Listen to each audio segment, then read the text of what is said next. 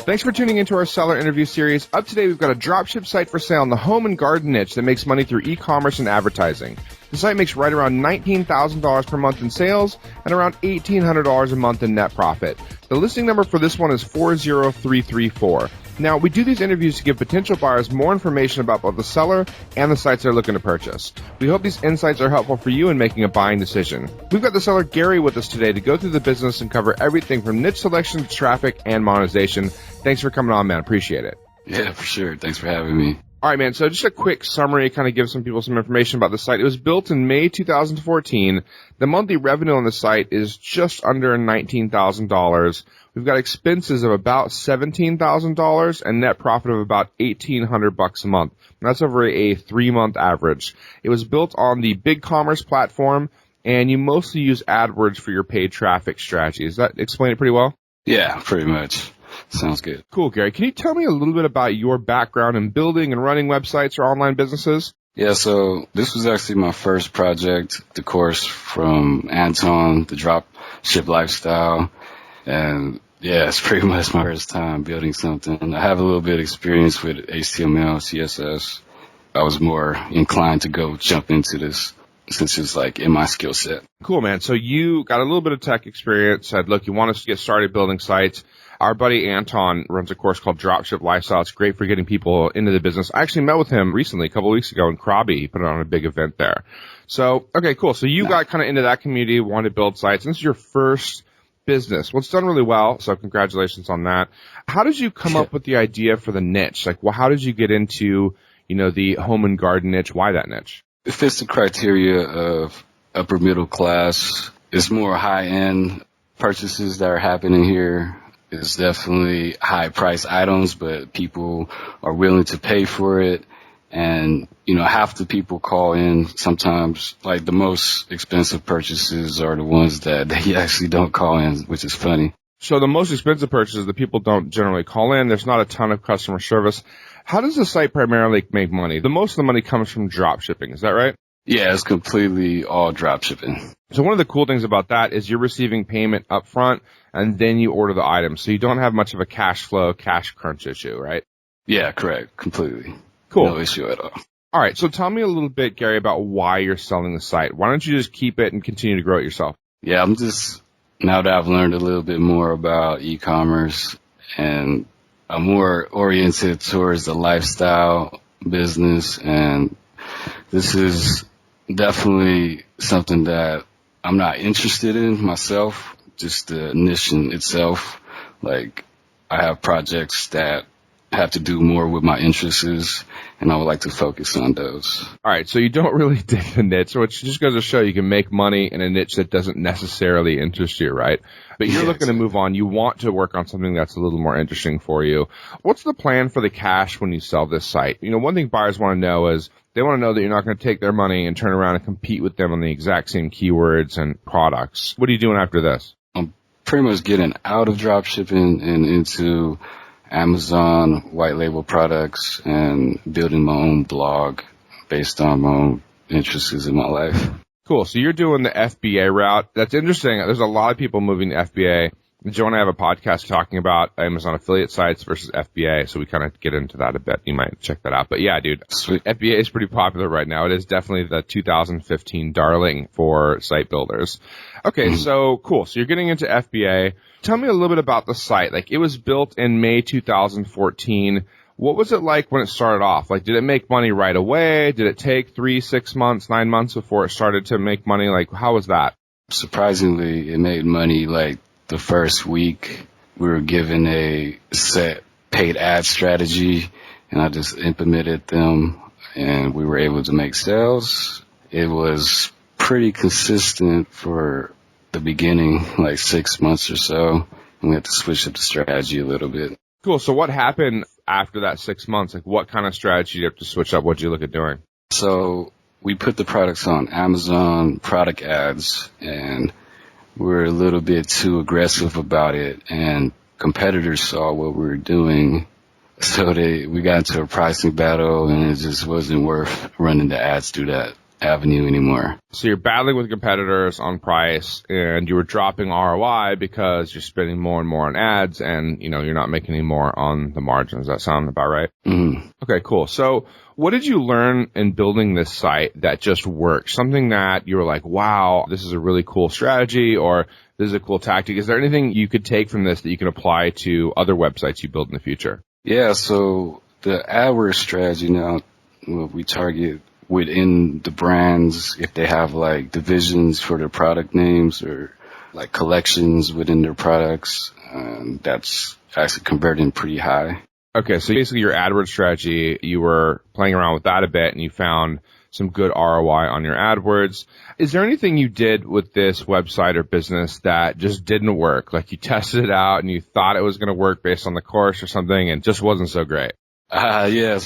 So for Google Shopping, there's about 30 competitors for each product. So the price per click was pretty high, and that was just not returning anything. Gotcha. Okay. It was negative. Yeah. So let me ask you, let's get into the breakdown of traffic and earnings a bit.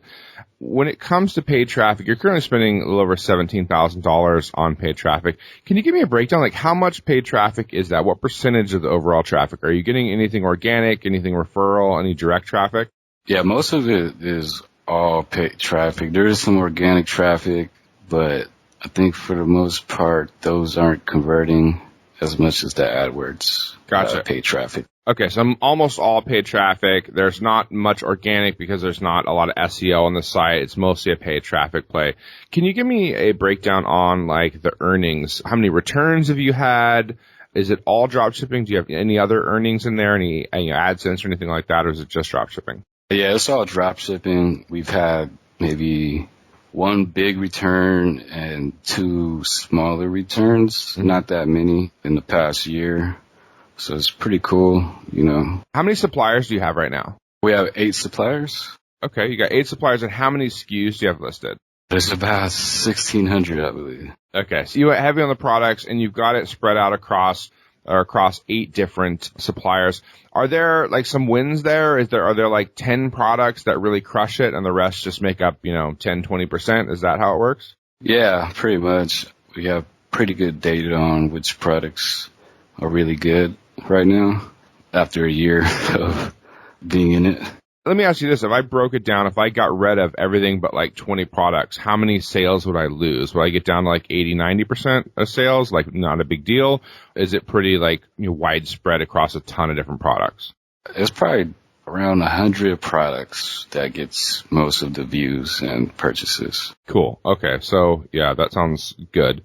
So yeah, so you're really going to be dealing with about 100 products. The other ones are up there to kind of complement the other stuff you have, right? So if they want to purchase, they can. It can be an add-on, that kind of thing. Yeah, exactly. Let's talk about the stability of earnings. Is it really up and down every month? Is it relatively stable? Is it growing, or is it kind of like flatlined? Like where are we at in terms of the earnings the last couple of months? Yeah, right now it's pretty stable. No worries about it going down just because of the competitor space. How many pieces of content do you have on the site? I know SEO isn't a big play, but do you have a bunch of content on there or no? There's a few posters on the blog about how we got replacement items for the customers. Okay. But yeah. So that's not a major piece. Tell me about what you do with your images. Where do you get the images for the product listings, and then how do you have the product listings? Who writes that right now? The product images, they're all stock images from the manufacturers.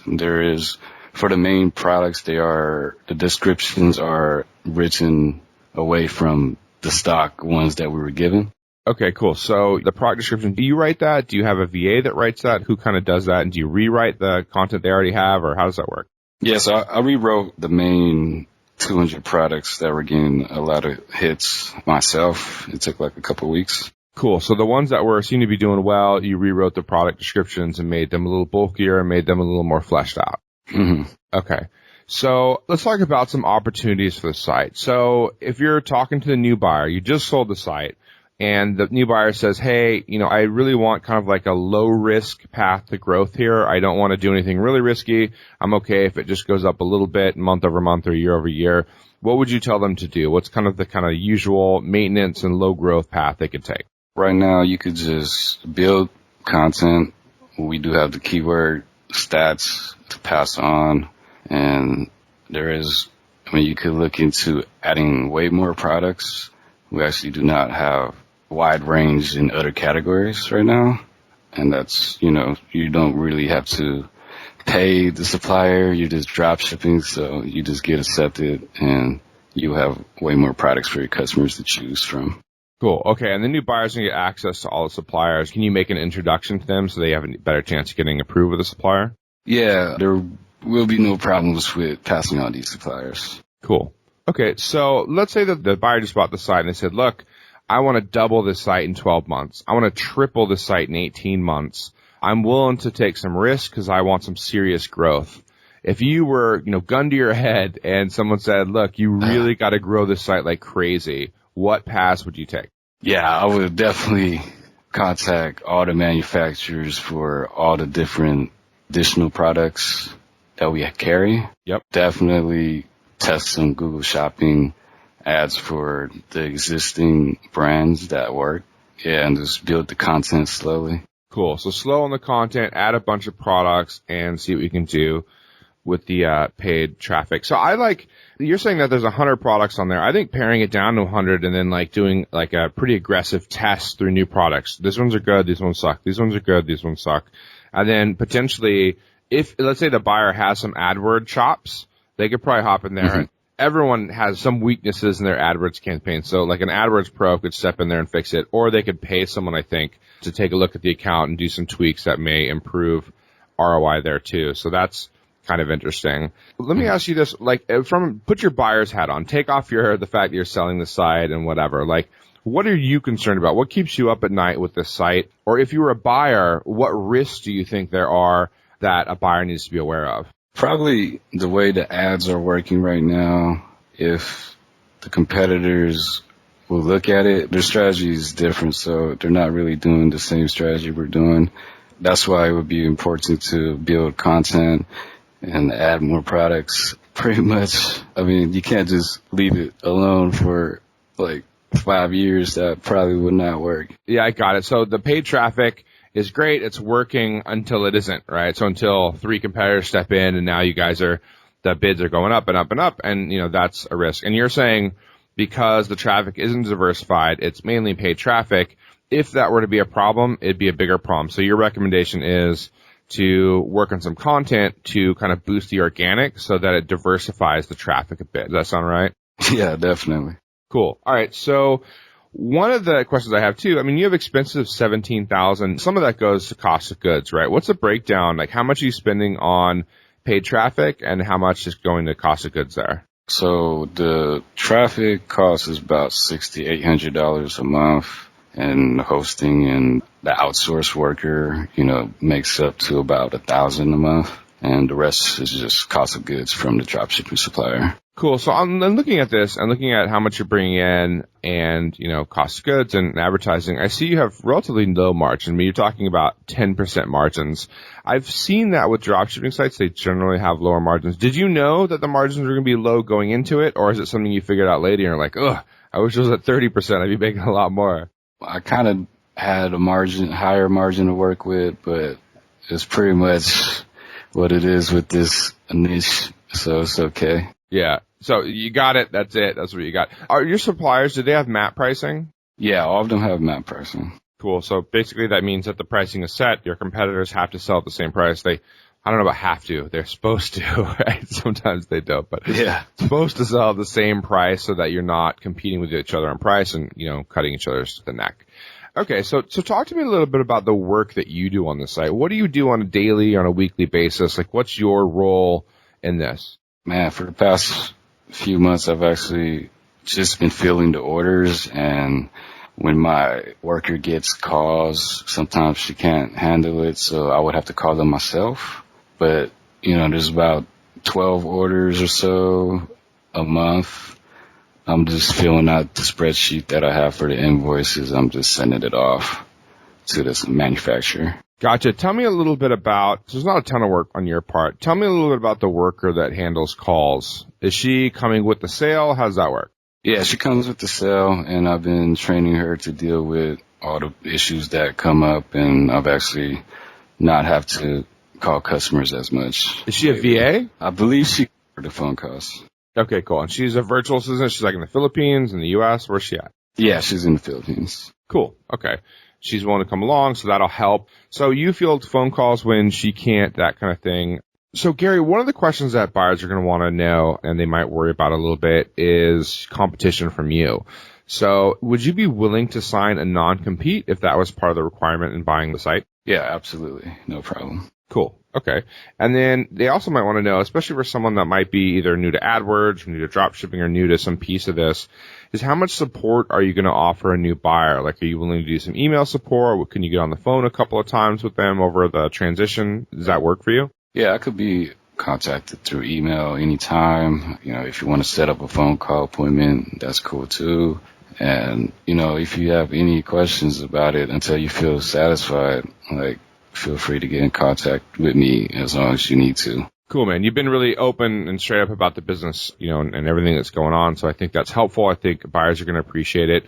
Now, ideally, right, if someone came, to you and was like, hey, look, I'll pay you 100% of the list price for the offer. That would be ideal. And you'd love that and it'd be great. Are you open to a split or an earn out? Let's say that someone said, look, I want to buy this business. I'll give you 70% up front and I'll give you another 30% in 30 or 60 days once we've done the training. Or they say, look, I'll pay you 80% up front, but I want to give you 20% over the next 4 months based on the success of the site. Is that something you'd be open to? Yeah, if I get the majority of the down payment of the list price, sure. You don't want to finance the whole thing, but if you can get a nice big chunk up front, you'd be open to that at least, right? Yeah, exactly. Cool, man. All right, well, let's do a quick rundown here. It's an e-commerce dropshipping site in the home and garden niche. Built in May 2014, we got monthly revenue at $18,905. That's a 3-month average. Expenses at $17,067. Most of that's cost of goods, but we also got a little bit of AdWords and a virtual assistant thrown in there as well. That does come with the site. Net profit is $1,838 on average over the last 3 months. It's on the big commerce platform, and the majority of the traffic comes via AdWords. So any AdWords specialist or someone that likes to tinker might be able to get in there and make some improvements. Can you give me your best pitch in the next 30 seconds on why you think someone should purchase this site? Yeah, it's a difficult niche to get into, but I found a way to make money in it, and it comes with being in the niche for a year and dealing with the brand. So I did the work that you don't have to, and I could advise you as far as moving on in the future. That's a good point, Gary. One of the things I love about, buying websites or online businesses is there's a struggle early on, right? The first, month, the first couple of months, the first 6 months, first year, first 2 years, and just getting traction, just getting people to buy anything at all. And once you've kind of crossed that hurdle, then there's opportunity for someone to swoop in and say, look, I don't have to do all that early work. You've taken care of that. Let me grow the site rather than just build it from scratch. Yeah. That's not good for you because you're like, oh God, I did all this work and now I'm in a position where someone else gets to take the advantage, but you're in a position where you want to sell anyway. So I think it's really interesting for buyers to kind of hop in. All right, man. Well, thanks so much. If anyone's listening to this and they want more information on this business, if you're on the listing page on empireflippers.com, you can look up in the top right-hand corner. You can click on pay a deposit and we'll give you all the information, including analytics, including all the details about the site, the URL, and how it's making its money. If you're listening to this or watching this on YouTube or somewhere else, there'll be a link in the description where you can go to check out the listing page over at empireflippers.com. Again, Gary, thank you so much for coming on, man. Really appreciate it. All right. Thanks, man. I appreciate it too.